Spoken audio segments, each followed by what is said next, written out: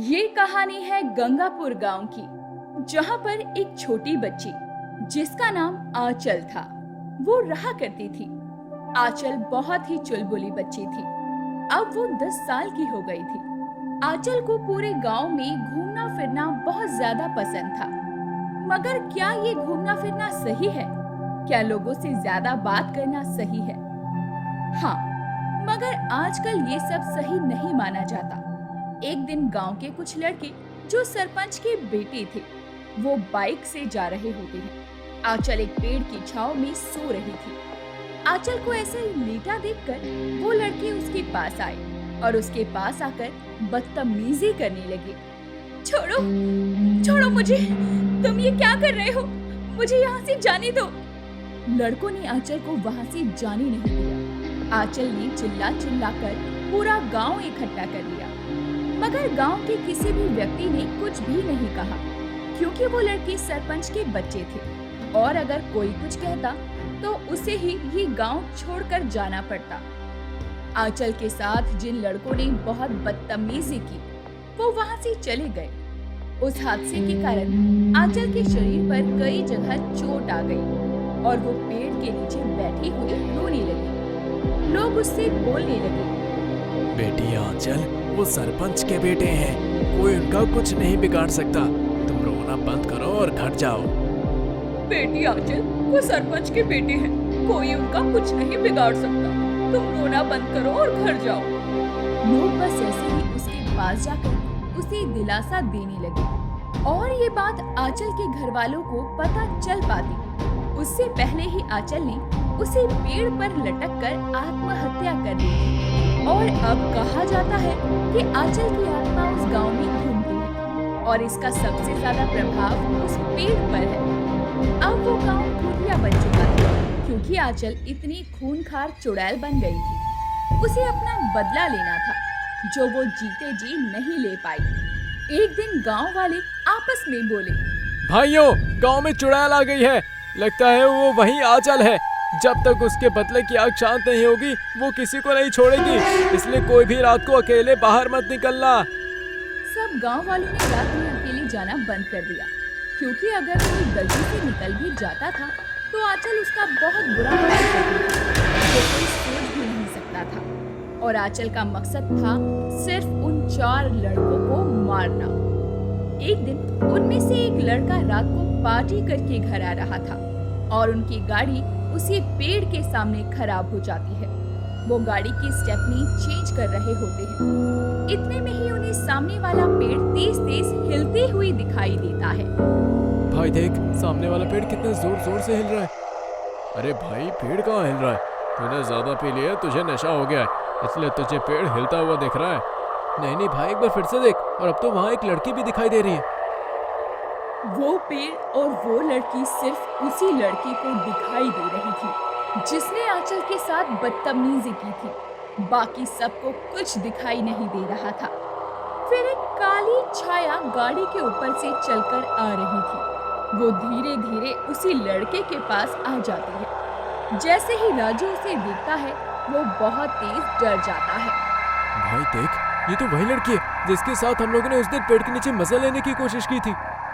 जैसे ही वो ये बोलता है, आंचल की परछाई पीछे से आती है और राजू का सर बोनट के बीच में रखकर बोनट को बंद कर देती है और राजू का सर धड़ से अलग हो जाता है और उसके दोस्त ये देखकर डर जाते हैं और वहां से भाग जाते हैं और ये बात जाकर राजू के और 3 दोस्तों को बताते हैं। भाई, वो हम तीनों को भी नहीं छोड़ेगी। अब हमें बच के रहना पड़ेगा। हाँ भाई, उसने राजू को मार दिया। एक दिन आंचल एक लड़की का रूप लेकर केशव के घर गई, क्योंकि केशव के घर एक बहुत बड़ी पार्टी थी और वहाँ सब लड़कियां ही लड़कियां थी। आंचल को पता था कि केशव कैसा है। वो उसका ही खेल उसके साथ खेलती है। वो एक बहुत सुंदर लड़की बनकर जाती है और केशव के पास जाकर उसे छेड़ने लगती है और उसे बोलती है, केशव, क्या तुम 2 मिनट बाहर आओगे?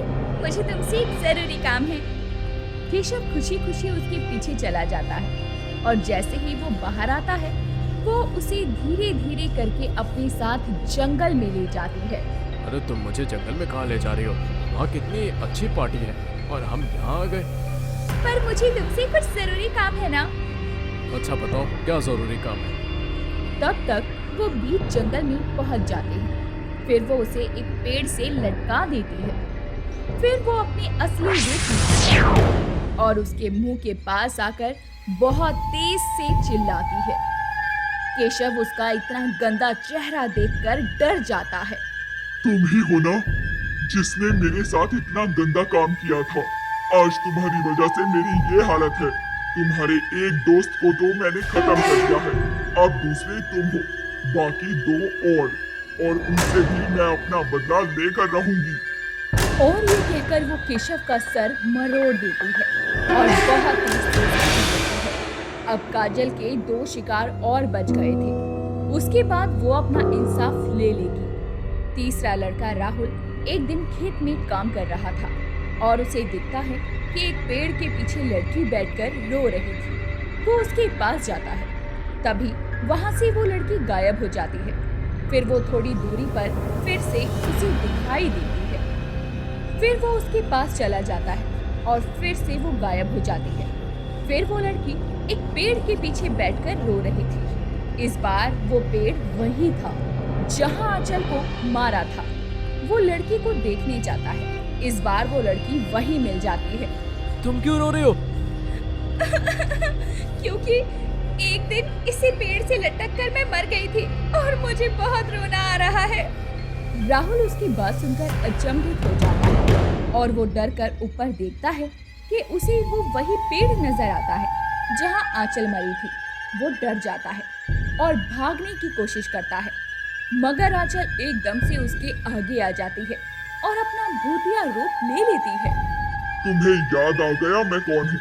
हर लम्हा याद करो जब तुमने मेरे साथ बदतमीजी की थी। अब मैं तुम्हें जाने नहीं दूंगी। आंचल अपना मुंह उल्टा कर लेती है और हाथ पर उसके सींग लगे रहते हैं जो बहुत मोटी है। उसे देखकर राहुल डर जाता है और बहुत जोर से चिल्लाने लगता है।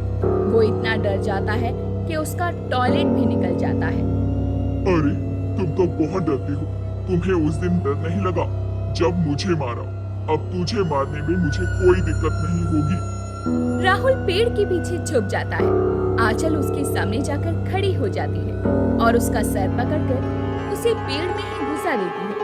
साथ ही उसके पूरे शरीर में अपने नुकीले सींग घुसा देती है। अब बस मेरा आखिरी शिकार और रह गया है और अगर मैंने उसे मार दिया तो मैं खुशी खुशी इस गांव को छोड़ दूंगी। वो आखिरी लड़का उसे गांव के एक ठेले पर गोलगप्पे खाता हुआ दिखाई देता है। आंचल उसके दोस्त राहुल का भेष बनाकर उसके पास जाती है। अरे राहुल तू भी गोलगप्पे खा ले यार। नहीं यार मेरा मन नहीं कर रहा। चल थोड़ी देर कहीं बैठकर बात करते हैं। काफी दिन हो गए। केशव और राजू से भी बात नहीं हुई। हाँ यार तू सही कह रहा है। आंचल उसे उसी पेड़ के नीचे ले जाती है। वो दोनों बैठकर बातें करने लगते हैं। तुझे पता है मैंने केशव और राजू को मार दिया। अब बस तू बचा है। ये तू कैसी बातें कर रहा है राहुल? तूने केशव और राजू को मार दिया, मगर क्यों? अरे तुझे वो दिन याद है हमने उस लड़की आंचल को कितनी बेरहमी से मार दिया था उस दिन। किसी को पता भी नहीं लगा कि उस रात हम फिर से आए थे और आंचल पेड़ के नीचे रो रही थी। उसे अकेले देखकर हमने उसके साथ बदतमीजी की और इस डर से कि वो किसी को कुछ ना बता दे हमने उसे मार दिया। तो ये कैसी बातें कर रहा है? इतनी तेज मत बोल। सबको लगता है कि उसने खुदकुशी की है। आंचल एकदम से राम को गुस्से में मुड़ कर देखती है और अपना असली रूप ले लेती है, वो भी चुड़ैल का। राम उसे देखकर डर जाता है। अरे यहाँ से राहुल कहाँ गया? तुम कौन हो? राम, अभी तो तुम मेरे बारे में बात कर रहे थे, इतनी जल्दी भूल गए? राम वहाँ से उठकर भागने लगता है। वो थोड़ी दूर आ भी जाता है, मगर इतनी देर में उसके पैर में पेड़ की शाखा आती है और उसे घसीटकर वापस से आंचल के पास ले आती है। अब भागना आसान नहीं होगा। मैं भी उस दिन बहुत कोशिश कर रही थी कि मैं भाग जाऊं, मगर नहीं भाग पाई। कोई बात नहीं, अब तुम भी नहीं भाग पाओगे। आंचल उसके पेट पर जाकर बैठ जाती है और जोर से उसके मुंह की तरफ चिल्लाती है और उसकी लाल खूनी आंखों को देखकर राम बहुत डर जाता है। मुझे माफ कर दो, मुझे माफ कर दो। नहीं, ऐसा कुछ नहीं होगा। तुम जैसे दरिंदे को कभी माफी नहीं मिलनी चाहिए। तभी के तभी तुम्हें मौत के घाट उतार देना चाहिए। आंचल राम के एक कान में हाथ घुसाकर दूसरे कान से अपना हाथ निकाल देती है और राम की आंखें फटी की फटी रह जाती है और वो वहीं मर जाता है। उसके बाद आंचल उस गांव को छोड़कर चली जाती है क्योंकि उसके बदले की आग शांत हो गई थी।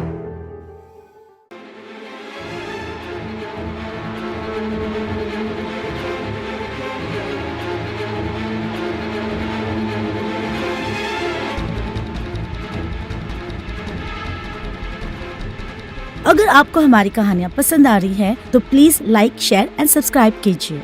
आपका फीडबैक एंड सजेशंस हमारे लिए बहुत कीमती है, इसलिए please leave a comment and bell icon दबाना ना भूलें।